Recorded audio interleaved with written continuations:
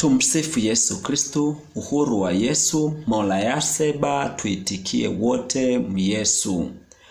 Roho Mtakatifu wa Yesu ananena na ulimwengu, pinga ushoga na roho zote za kuzimu na kuziombea kwa jina la Yesu. Lakini pinga roboti aliyeingia duniani kwa kisingizio cha kukua kwa sayansi na teknolojia. Ni sanamu huyo. Kwanza tuanze na sala ya ufalme wa Yesu inayotoka katika kitabu cha Mathayo sura ya 6 mstari wa 9 hadi wa 13. Baba yetu uliye mbinguni, jina lako litukuzwe, ufalme wako uje, mapenzi yako yatimizwe hapa duniani kama huko mbinguni. Utupe leo riziki yetu, utusamee deni zetu kama sisi nasi tuwasamee wadeni wetu, na usitutie majaribuni, lakini utuokoe na yule mwovu, kwa kuwa ufalme ni wako na nguvu na utukufu hata milele. Amina. Kama kujiunga na chaneli hii ya ufalme wa Yesu ni leo, ni vyema sana kufuatilia vipindi vya nyuma, utabarikiwa sana. Leo tutajifunza siri moja ya Yesu Kristu inayopatikana katika kitabu cha Wakorinto wa kwanza sura ya 4. Tutaisoma kama ilivyo. Utumishi wa Mungu katika Kristo. Wakorinto wa kwanza sura ya 4 mstari wa kwanza hadi wa 21. Inasema, mtu na atuhesabu hivi kuwa tu watumishi wa Kristo na mawakili wa siri za Mungu. Hapo tena inayohitajiwa katika mawakili ndiyo mtu aonekane kuwa mwaminifu. Lakini kwangu mimi si kitu kabisa nihukumiwe na ninyi, wala kwa hukumu ya kibinadamu, wala sijihukumu hata nafsi yangu. Maana sijui sababu ya kujishtaki nafsi yangu, lakini sihesabiwi haki kwa ajili hiyo, ila anihukumuye mimi ni Bwana. Basi ninyi msihukumu neno kabla ya wakati wake, hata ajapo Bwana, ambaye atayamulikisha yaliyostirika ya giza na kuyadhihirisha mashauri ya mioyo. Ndipo kila mtu atakapoipata sifa yake kwa Mungu.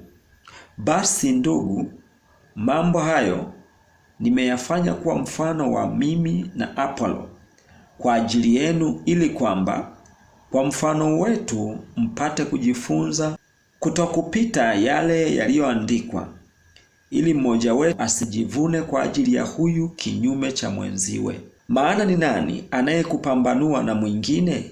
Nawe una nini usichokipokea? Lakini iwapo ulipokea, wajisifia nini kana kwamba ukupokea? Mmekwisha kushiba, mmekwisha kupata utajiri, mmemiliki pasipo sisi. Naam, laiti mngemiliki ili sisi nasi tumiliki pamoja nanyi. Maana nadhani ya kuwa Mungu ametutoa sisi mitume mwisho kama watu waliohukumiwa wauawe, kwa sababu tumekuwa tamasha kwa dunia, kwa malaika na wanadamu. Sisi tu wapumbavu kwa ajili ya Kristo, lakini ninyi ni wenye akili katika Kristo.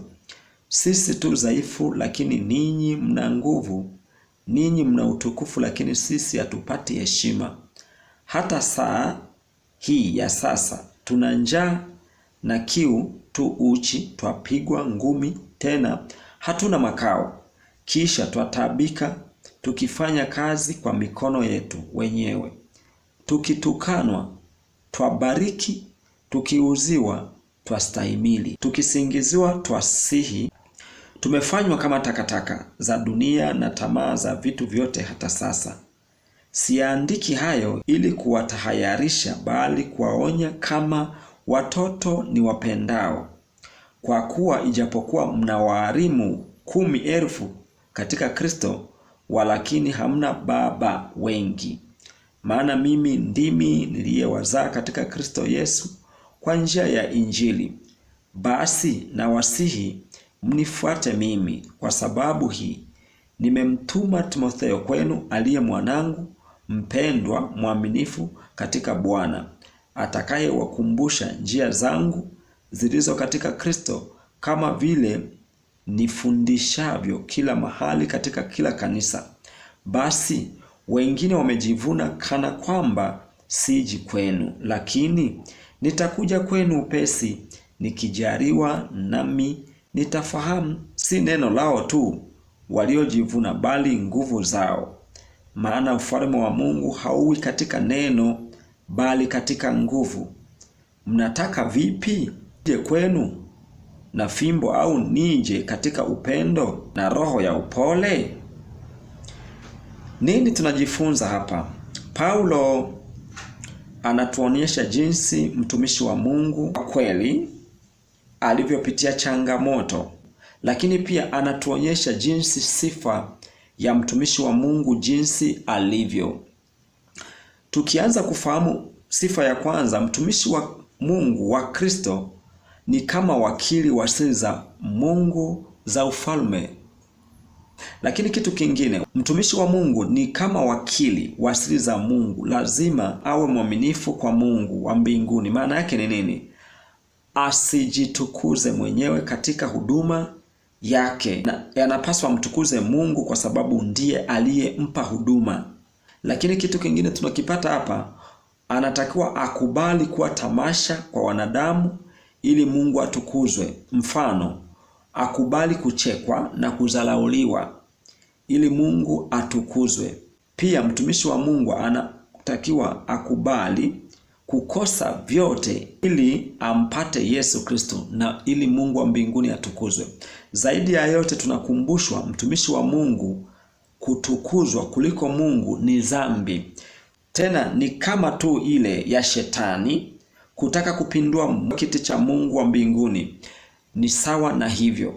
Ndiyo tunakumbushwa kwamba mtumishi wa Mungu anatakiwa awe mnyenyekevu, anayestahimili yote na asiyetaka sifa za kujulikana, Mungu asijulikane. Zaidi ya yote tunakumbushwa hapa, huduma ya mtumishi wa Mungu inatakiwa iwe imenyoka na iwe imefata andiko la Mungu kama lilivyo. Asanteni kwa kunisikiliza. Mungu ibariki Tanzania, Mungu ibariki Afrika, Mungu ibariki dunia yote na mataifa yote duniani. Amina.